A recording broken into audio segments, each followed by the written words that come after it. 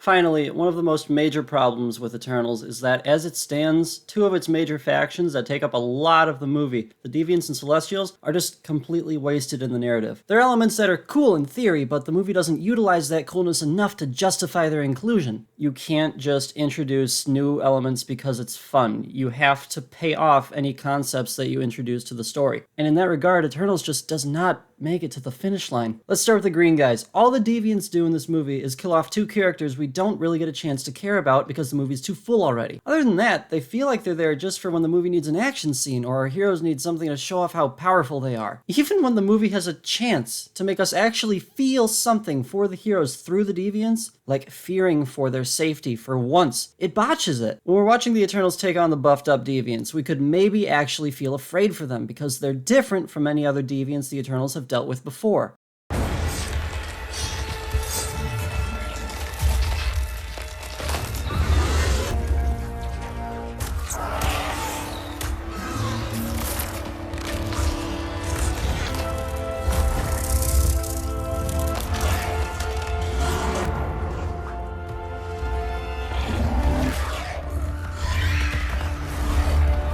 Except we can't feel afraid for them because the movie, for some reason, decides to keep it a secret that they were especially dangerously powerful until after the fight is over. So now what we get is the equivalent of Rocky stepping into the ring with Apollo Creed, winning, and then only finding out who Apollo Creed was on his TV at home later that night. Seeing the Deviants change like this before the fight would have made them something, but now they're still nothing because the only times we've seen Eternals fight Deviants in the movie before, they've wiped the floor with them. And if you think that I was supposed to be able to tell the difference between the old Deviants and the new Deviants by how they looked, you may have put a little too much faith in your CGI team, Marvel. And after this fight, the Deviants are just thrown away from the story completely. And the Celestial bad guy isn't much better. Arishem supposedly has this grand design, millennia in the making, to give the story a giant save-the-world third act. And yet, he's too lazy to get up off the couch and check on it as it's happening. He instead entrusts it to people who straight up tell him they have a problem with it. Both Ajax and Cersei expressed discomfort with carrying out his plan during their meetings with him. And he's just like, yeah, we'll do it anyway. Sounds good, bye.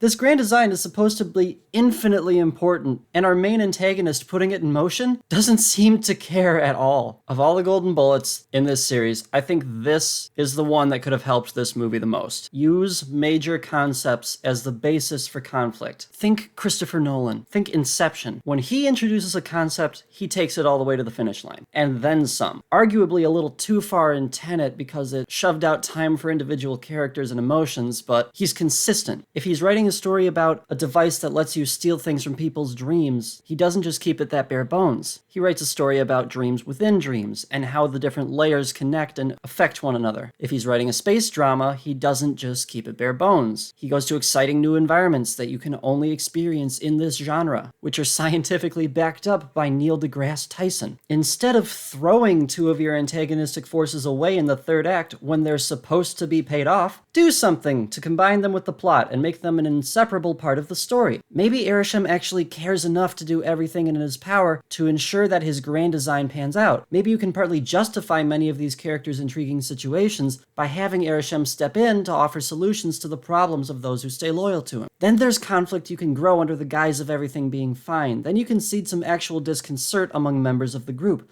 Then you have a Sokovia Accords that actually works, because we understand why members of the group stand where they do, instead of just saying that's what they believe. You're marrying the individual characters' situations with a common opportunity to create strong, believable motivations, all from utilizing and uniting currently unconnected elements. Same thing with the Deviants. At the end of the story, Icarus was willing to die anyway, if he didn't fulfill his mission. Apparently because he flew himself into the sun right after he helped Cersei actively destroy it. He also apparently lacked the physical or emotional strength to defeat the other Eternals in order to fulfill it, specifically because of this sparing Cersei scene. So what if, instead of this moment that feels like him changing his mind for reasons we went over earlier, and simultaneously getting rid of the main deviant by having the plot just tell Thena it's time for some fake character change so she should kill the deviant now, you literally combine the two elements to make them stronger than ever. Icarus knows that there's a deviant who can absorb Eternals to evolve that has Ajax's and Gilgamesh's powers right there. He lacks the strength physically or emotionally to defeat the other Eternals by himself, so have this I'm sorry moment take place before he flies over and sacrifices himself for a chance at saving his ideals while there's still time, while simultaneously giving the main deviant a fighting chance at his goal for revenge. Icarus is embracing his letting go side of the theme to its fullest extent, while simultaneously paying off the absorption element and the deviance which we've been building up the whole movie. That's a climax that would have been thematic, conceptual,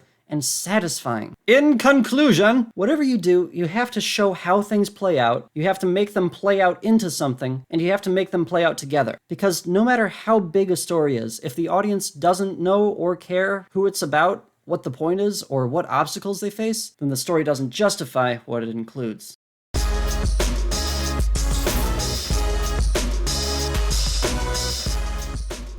So glad you checked out the Eternals video series on Retroscript. Subscribe if you want me to make more of these. It actually does help, and hey, it's free. If you wanted to support the channel in other ways, I have merch. There's a Typeface Guy plot shirt or hoodie that looks pretty stellar. Or help the channel out on Patreon. But yeah, like, subscribe, watch more movies. Bye.